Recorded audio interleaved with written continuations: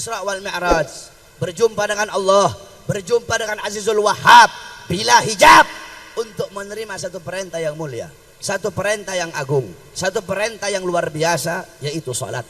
Ketika Allah perintahkan zakat, cukup melalui Al-Quran. Allah perintahkan haji, cukup melalui Al-Quran. Allah perintahkan jihad, cukup melalui Al-Quran. Allah perintahkan puasa, cukup melalui Al-Quran. Allah perintahkan segala macam, cukup lewat Al-Quran.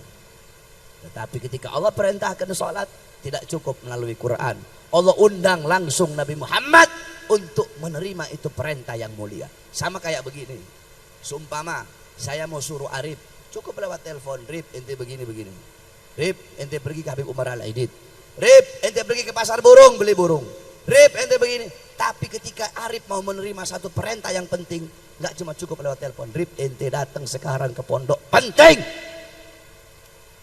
Begitu Allah Subhanahu wa taala, ketika Allah perintahkan ini itu cukup, bukan berarti nggak penting, penting juga. Tetapi yang paling penting dari seluruh amal ibadah itu adalah sholat. As-sholat ra'sul ibadah. Sholat itu adalah kepalanya ibadah, pangkalnya ibadah, otaknya ibadah. Baik buruknya amal ibadah kamu, bagus rusaknya amal ibadah kamu, tergantung dari sholat. Kalau sholat kamu bagus, sholat kamu baik, maka baik seluruh amal ibadah kamu.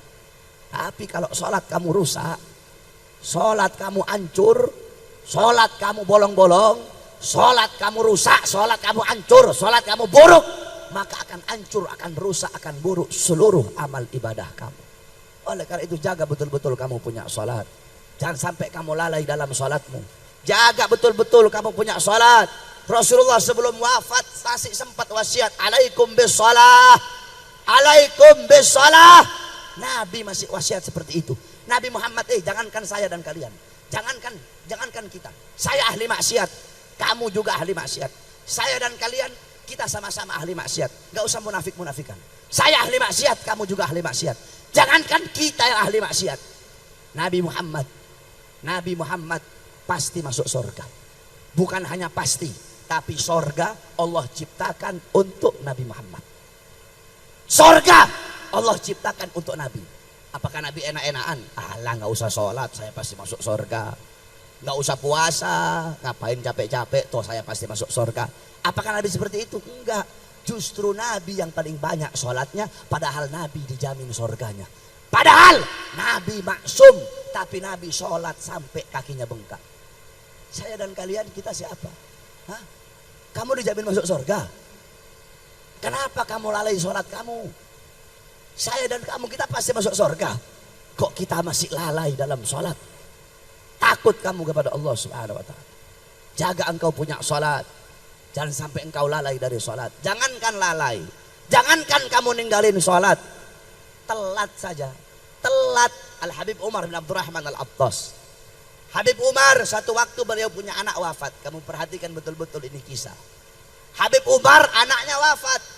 Ketika anaknya Habib Umar wafat, datang orang-orang takziah. Orang-orang datang takziah. Kata Habib Umar apa? Sungguh bagi kalian musibah agama adalah musibah yang enteng. Kata Habib Umar, musibah agama bagi kalian adalah musibah yang enteng. Bagiku, kata Habib Umar, terlambat sholat jamaah. Perhatikan kata beliau, terlambat sholat jamaah bagiku itu lebih musibah daripada kematian anak-anakku. Ibu-ibu kalau anaknya mati sedih nggak? Nangis. Iya. Nah, Habib Umar anaknya mati, anaknya wafat, sedih beliau, nangis beliau. Tapi kata beliau apa? Terlambat sholat jamaah itu lebih musibah daripada kematian anak-anakku. Kenapa? Ketika anakku mati, itu adalah musibah dunia. Sedangkan terlambat sholat adalah musibah agama. Itu cuma telat, itu musibah agama.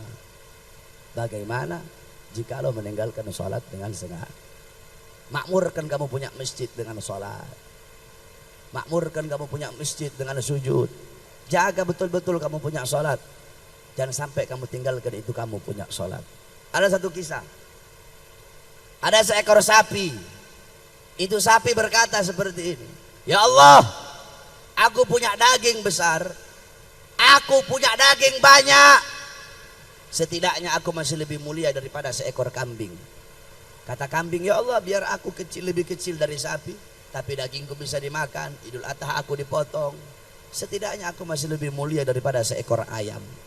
Apa kata ayam? Ya Allah, walaupun aku lebih kecil dari kambing, tetapi badanku juga bisa dimakan, telurku bisa dimakan, sehat untuk orang, subuh aku bangunkan orang-orang sholat, setidaknya aku masih lebih mulia daripada seekor anjing. Apa kata anjing?